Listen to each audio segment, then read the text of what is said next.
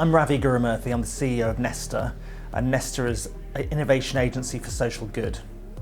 Nesta focuses on social innovation, and what that really means is not just looking at the technologies required to get to net zero, but the business models, the behavioural changes, and the policies and regulations required. So what we do is we design new solutions, test them really rigorously, and then try to get them to scale. Nesta does three things in relation to home decarbonisation. One, we build new ventures, so we've got a range of new companies that we're trying to start off that fill gaps.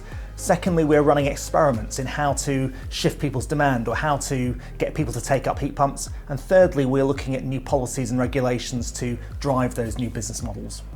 One of the toughest challenges in the next decade is how we decarbonise our buildings, and it's one that requires every single consumer to make all sorts of difficult decisions. It requires a total change in the way we relate to energy, with much more active involvement in saving energy and shifting our demand. So we are looking at how to do that, how to install heat pumps more cheaply, how to get that market off the ground, how to build a much bigger base of installers.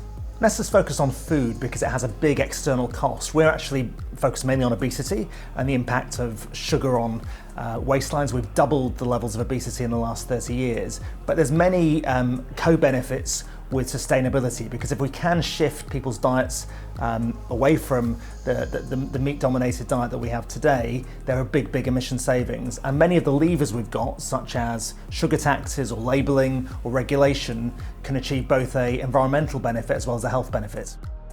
I think there's lots of good policy in governments and across the world, particularly in the electricity sector and in vehicle emissions. The really difficult regulation and policy framework to get right is the transition in our homes, because moving people off boilers onto heat pumps into using electricity more flexibly is going to be hugely difficult. We need to change the price of electricity relative to gas.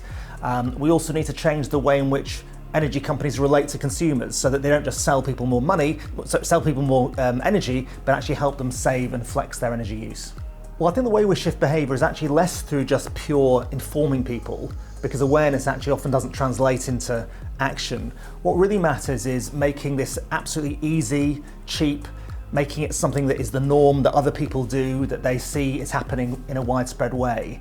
And if we can do that, I think it can really accelerate the take-up of a whole set of measures. One of the interesting experiments we've been running recently is how do you get consumers to flex their energy use, to turn off appliances at certain times, and what will shift that behaviour? Is it certain incentives, but is it also things like reminders and ways in which you frame those messages? And I think one of the innovations we're going to see is consumers being active, shifting their behaviour, rather than just being passive recipients of energy.